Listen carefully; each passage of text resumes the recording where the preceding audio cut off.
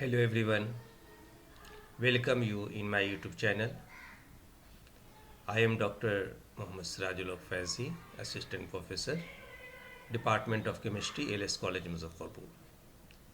Today in this video, I am going to talk about chemical bonding. This is chapter 11 from Sumtal book. So, structure determines properties.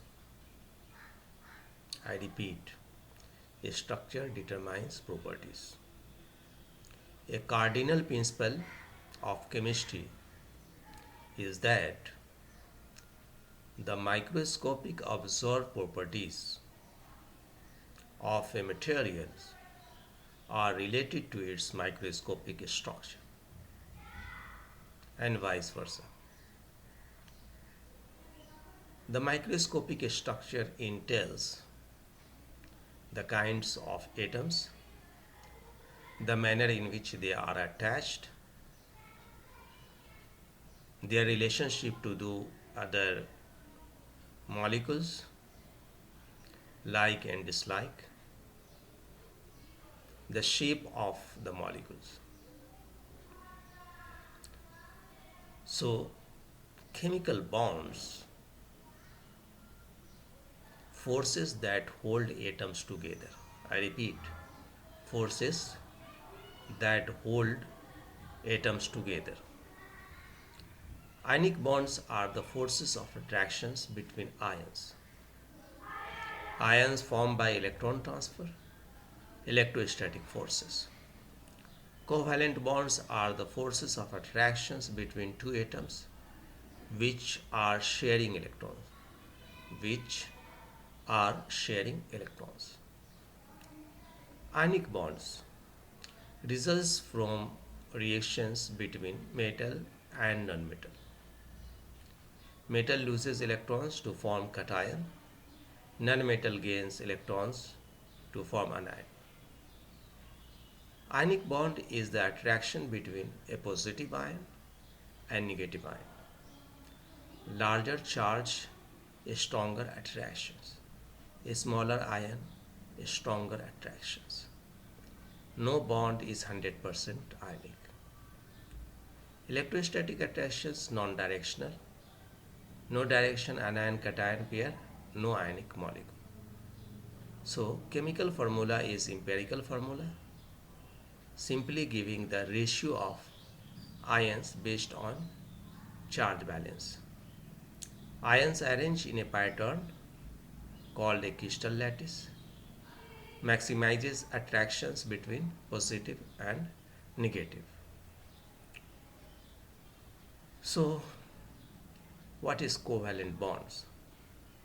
Regarding covalent bonds, typical of molecular substances, atoms bond together to form molecules, a strong attraction, sharing pair of electrons, molecules attracted to each other weakly, often found between nonmetal atoms. Now, bond polarity.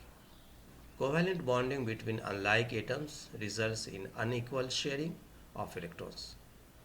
One end of the bond has larger electron density than other. Look at here. Larger electron density than this. This is example of HF. The result is bond polarity. The end with the larger electron density get a partial negative charge.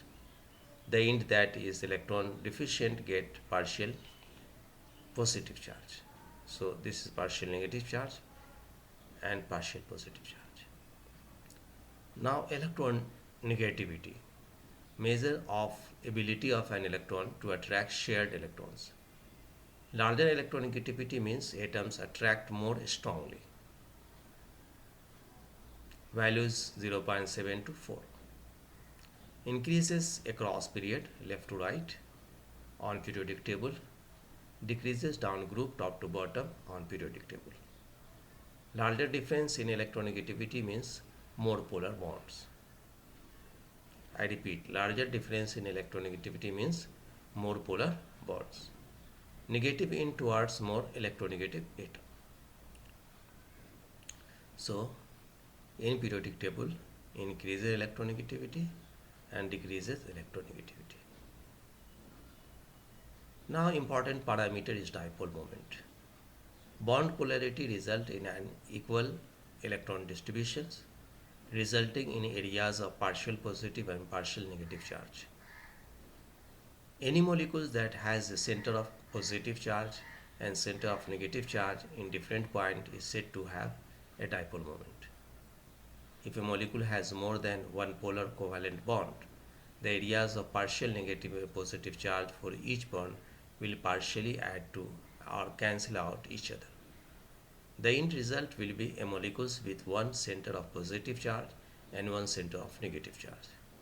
The dipole moment affect the attractive forces between molecules and therefore the physical properties of the substance. So, the relationship between electronegativity and bond type. Electronegativity difference between the bonding atoms 0, intermediate, large. Bond type covalent, polar covalent, ionic.